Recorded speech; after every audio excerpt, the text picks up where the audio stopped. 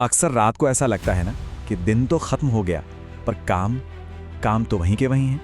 अगर ये एहसास जाना पहचाना सा है तो आज की ये बातचीत बहुत काम आ सकती है। हम एक ऐसे आइडिया को समझने की कोशिश करेंगे जो हमारे समय को हमारी सबसे बड़ी ताकत बना सकता है। तो चलिए इस मामले की तह तक चलते हैं। ये सब बातें आ रही हैं डॉक्टर सुधीर दीक्षित की किताब टाइम मैनेजमेंट से। और एक बात साफ कर दूं, ये कोई मोटिवेशनल स्पीच नहीं है, बल्कि ये एक ठोस प्रैक्टिकल रणनीति है। इसमें पूरे 30 सिद्धांत दिए गए हैं। और हाँ, एक और खास बात, हम जो बात कर रहे हैं वो इस किताब के नए रिवाइज्ड एडिशन पर आधारित है। इसका मतलब है कि इसमें आज के जमाने की मुश्किलों के लिए एकदम अपडेटेड टूल्स और नए आइडियाज हैं।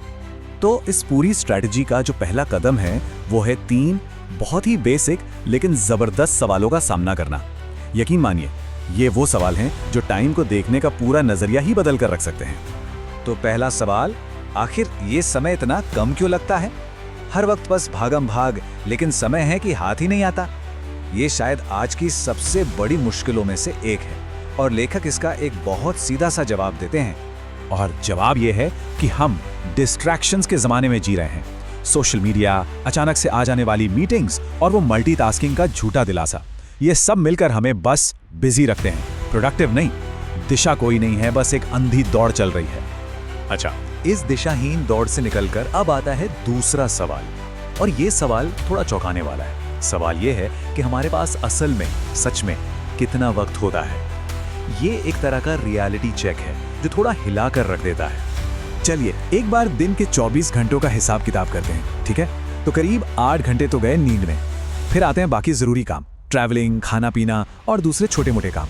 इसमें भी आराम से 10 से 12 घंटे निकल जाते हैं। तो बचा कितना? हिसाब लगाकर देखिए, सिर्फ 4 से 6 घंटे। बस यही है वो असली काम का वक्त जिसे हम यूजेबल टाइम कह सकते हैं। पूरा का पूरा खेल इसी पर टिका है और असली चुनौती यही है कि इस छोटे से टाइम स्लॉट को कैसे मास्टर किया जाए।